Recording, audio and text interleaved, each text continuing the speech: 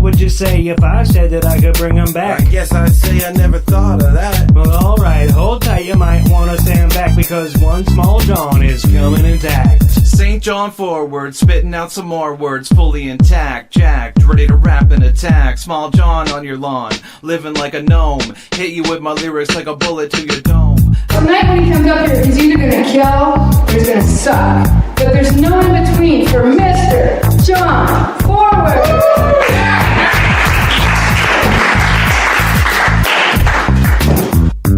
Oh, well, I didn't know any of that. Well, that's what I've been trying to say the whole time. Welcome to St. John Forward Radio. It's Monday night, as we do here, live every Monday, usually, unless I pre-record it. But I'm John Forward. This is the show. Don't have any hot takes on social or political issues this week, but I did some fun stuff since last week, and I guess we'll talk about that instead of complaining about the world. First thing, last Tuesday did a show, Comedy Time, at the Five and Dime on Tuesday night, which has been pretty consistently great shows. Makes me a little bit jealous. Might even have been more fun than a lot of the No Jokes Barred shows, if I'm being honest. So I was a little skeptical when it was first announced. David Hall set it up before going out to Paris for half a year and handing it off to Austin Hill and Dan Terrio, but I think I had it in my head that it was too nice of a place for a comedy show, especially after doing it at the R-Bar for so long. I just had an assumption that, show needs to happen at a terrible place where there'd be nothing else going on. It's the only people that would have us. But this was a successful bar with the young, hip clientele. This isn't going to go well. And it's on a weeknight. People in St. John don't go out on weeknights. Even the powerful Yuck Yucks had a hard time selling tickets to a comedy show on a Thursday. So I was wrong, though. I don't know how long it's been going, but it's been for a little while, and every time I've been there, it's been a great show, good crowd, and a lot of the crowds are often of the allegedly fun-hating young millennial types that we've all heard about that ruin comedy, but these people have been delightful so far. The bar never complained about any of the content of the show. Part of me was kind of waiting for the other shoe to drop. I've got a new bit that I was working on that's a little bit nasty, but I tried it out on Tuesday and it went over great. Show hasn't been shut down as far as I know. And everybody else's sets went well too. Even some that I shouldn't have, if I'm being honest, but I'm not proud of myself for this, but I had some of the comedy bad thoughts. A little bit like a really, that got a laugh, and what is wrong with these people? Can I give back some of my laughs? They're not allowed to like my jokes and this one. Unbelievable, but trying not to be a dick, though. But, if somebody goes up and does well with the audience, it doesn't matter if I liked it or not. They won. And we all win because the audience had that much more of a good time, and that's more fun for everybody, even the sneering comedians in the corner. And I had a day off work coming to me, and Taylor had mentioned, Taylor Lakeport was on the show a couple weeks ago and mentioned she was celebrating her comedy anniversary, so I thought that was a good opportunity to get drunk on a Tuesday night for the first time in a long time. And, so I went on third that night, and so I got to have some drinks and some smokes and enjoy the rest of the show as an audience member, occasionally rolling my eyes and making snarky comments to Brian and Arif, and then had a good hang after the show at the Five and Dime, and then most of us stuck around for at least a little bit after the show and had some good times, and smaller group of us went down to Churchill's and got some food, and that was fun. Then Friday was Hard Times movie, Reprobate Road, big premiere at the BMO Theater, sold out movie premiere. That was pretty good.